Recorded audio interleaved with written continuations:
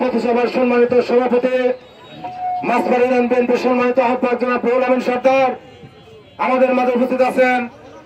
মাসবার union বিএনপির সম্মানিত যুগ্ম আহ্বায়ক শহীদুল ইসলাম শহীদ আমাদের মাঝে উপস্থিত আছেন।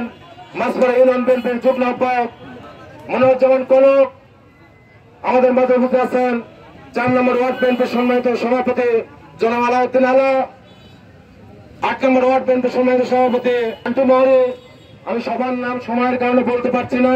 আমাদের 9টি ওয়ার্ড বিএনপির সভাপতি, সেক্রেটারি, সাংগঠনিক সম্পাদক এবং 9টি ওয়ার্ড বিএনপি থেকে আগত ছাত্র দল, যুব দল, স্বেচ্ছাসেবক দল এবং বিএনপি প্রেমী সাধারণ জনতা সবাইকে আজকের এই বিক্ষোভ সমাবেশে উপস্থিত হওয়ার জন্য আটঘর উপজেলা বিএনপি, মাসবার ইউনিয়ন বিএনপি আমার ব্যক্তিগত পক্ষ থেকে আন্তরিক সালাম এবং শুভেচ্ছা।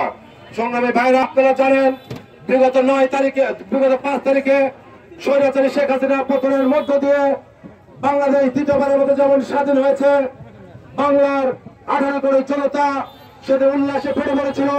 ঠিক সেই মুহূর্তে 5 তারিখের পরে যখন আমরা শেখ হাসিনার দ্বারা নির্যাতিত ছিলাম, বিজয় উল্লাস করব, ঠিক সেই সময় আমার প্রিয় নেতা জেলা বিএনপির সম্মানিত আহ্বায়ক জনাব হাবিবুর রহমান হাবিব বিনা কারণে, বিনা অজুহাতে, অন্যায় ভাবে, দলীয় গঠনতন্ত্র পরিপন্থী ভাবে আমাকে আটঘর উপজেলা বিএনপির সদস্য পদ থেকে অব্যাহতি দিয়েছে।